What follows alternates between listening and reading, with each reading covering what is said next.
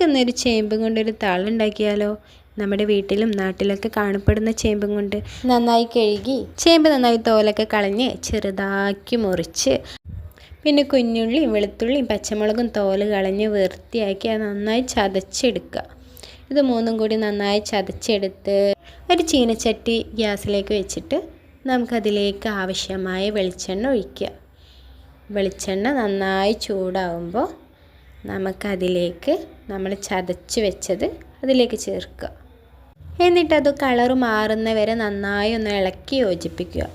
ചെറുതായിട്ട് അതിൻ്റെ പച്ചമണമൊക്കെ ഒന്ന് പോകുന്ന വരെ നന്നായിട്ടൊന്ന് ഇളക്കി യോജിപ്പിക്കുക. അതിലേക്ക് നമ്മൾ മുറിച്ച് വെച്ച ചേമ്പും തണ്ട് ഫുള്ളായിട്ട് ഇട്ടിട്ട് നന്നായിട്ട് ഇളക്കി യോജിപ്പിക്കുക. എന്നിട്ട് ആവശ്യമായ ഉപ്പ് ഇട്ടിട്ട് നമുക്കിത് മൂടി വെക്കുക കേട്ടോ. മൂടി വെച്ച് ഒരു 5 മിനിറ്റ് ആകുമ്പോഴത്തേനും അതിൽ വെള്ളവും വരും. ഇത് വെന്ത് കഴിഞ്ഞിട്ടുണ്ട് കേട്ടോ. നമുക്കിതിൽ എക്സ്ട്രാ വെള്ളം ആഡ് ആക്കേണ്ട ആവശ്യമില്ല. ഇതിൽ നിന്ന് തന്നെ വെള്ളം വരും. അങ്ങനെ നമ്മുടെ ഡിഷ് ഇവിടെ റെഡി ആയിട്ടുണ്ട് കേട്ടോ. ഇനി നമുക്ക് ഗ്യാസ് ഓഫ് ചെയ്ത് വെച്ച് ഇതിൻ്റെ മേലെ കൂടെ കുറച്ച് വെളിച്ചെണ്ണയും കൂടി വെച്ചാൽ ഒരു ടേസ്റ്റിനാണ് കേട്ടോ. അപ്പോൾ ഇത്രയേ ഉള്ളൂ, നമ്മുടെ ഡിഷ് ഇവിടെ റെഡിയായി. അപ്പോൾ ഓക്കെ, ബൈ.